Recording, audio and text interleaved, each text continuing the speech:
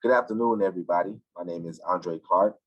I am here with the Hillsborough Education Foundation, where I am an e-learning coach. And today we are going to go over password safety. Now, before we dive into it, let's kind of sit back and use our imaginations. So I want you to think of an old folklore, like an old ancient story, right? And it's a cave in the middle of the woods, and it's being protected by this huge wild beast.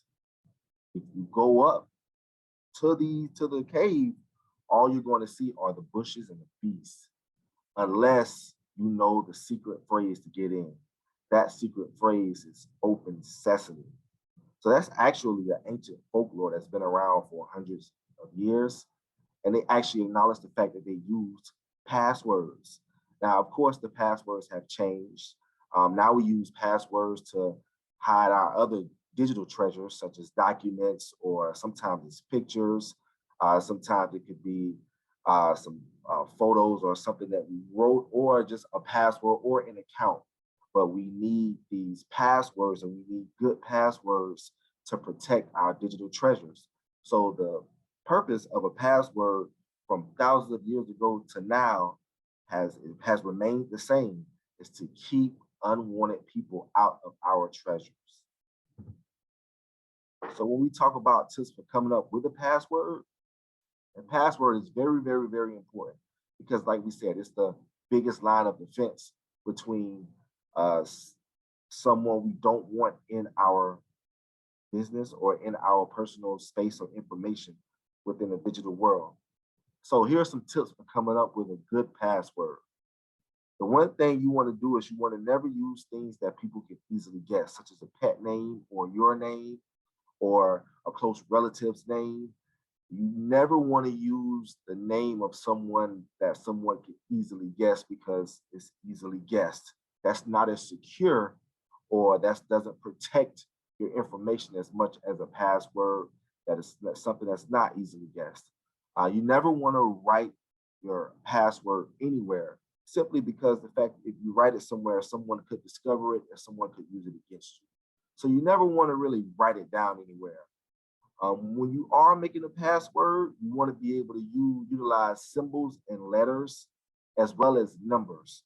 Um, these three items used together would make it a lot more difficult for anybody to be able to guess what that password is. And one of the last things you want to do is you want to utilize phrases instead of just words. I know we're calling it a password, but it's more appropriate to call it a passphrase, because we want to be able to utilize an entire phrase along with the symbols, the numbers, and the letters uh, to make it almost impossible for anybody to be able to detect.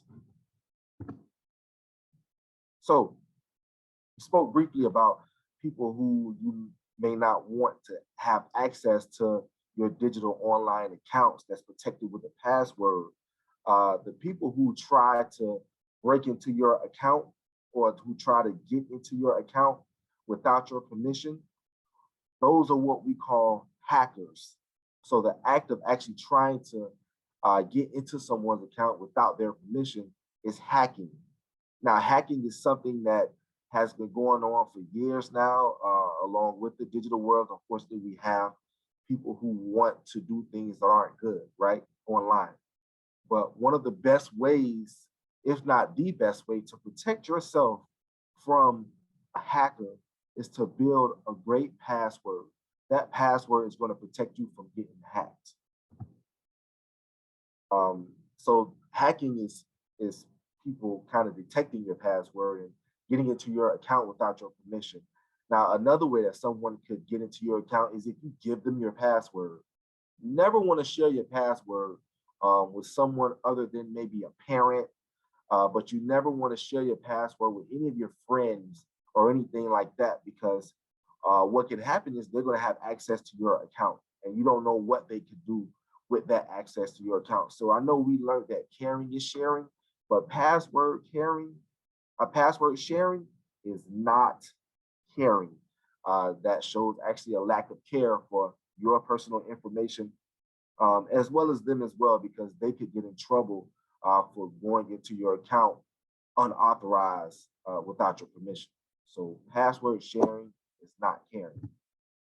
Now, when we build this password, here are a couple of steps we can use to help ensure that we build the most safe and secure password.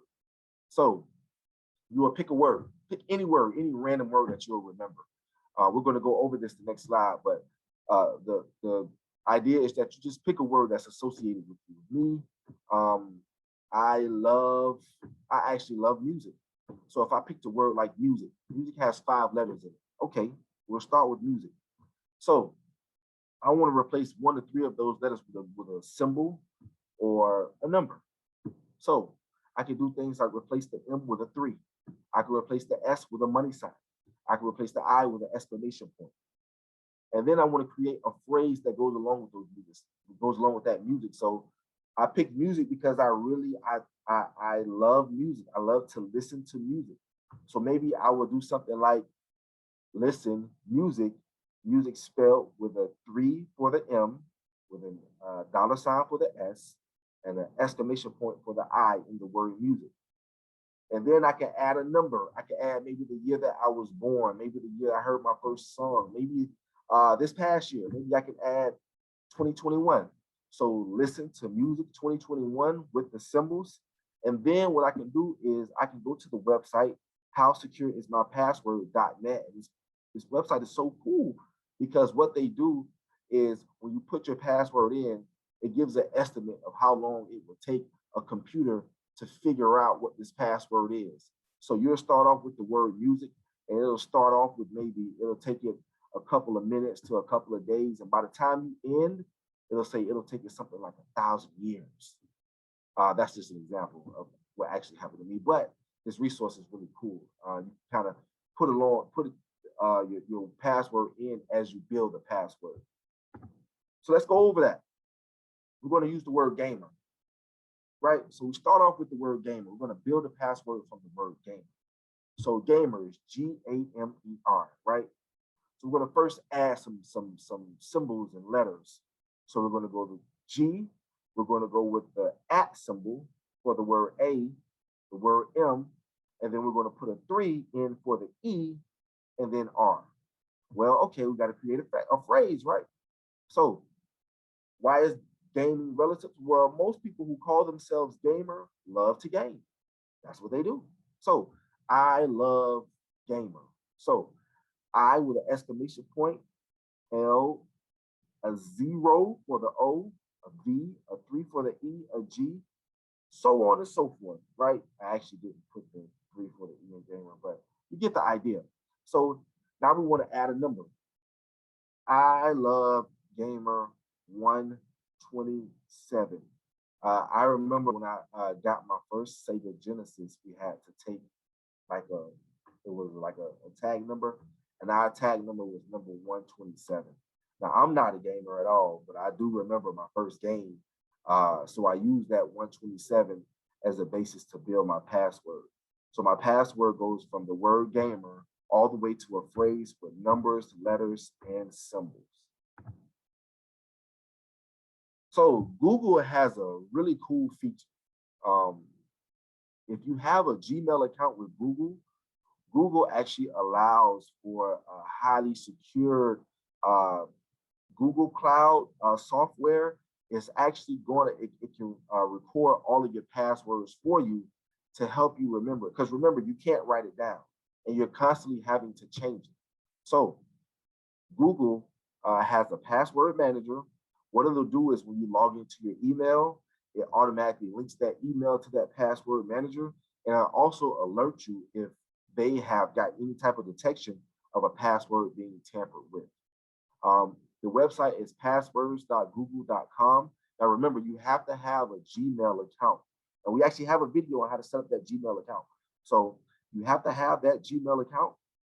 And once you set that Gmail account up, you'll be able to go to passwords.google.com. And anytime you go on a website that you have to enter in a username and a password, once you do it while you're logged into your Gmail, Google will automatically give you the option to store to automatically remember what that username and password is, so you don't have to keep typing it. And it's going to kind of assist you with remembering it.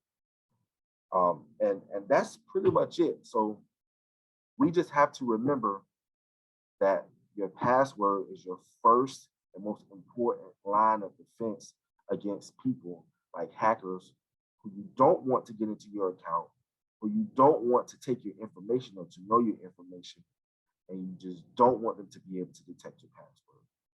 All right, stay safe, kids.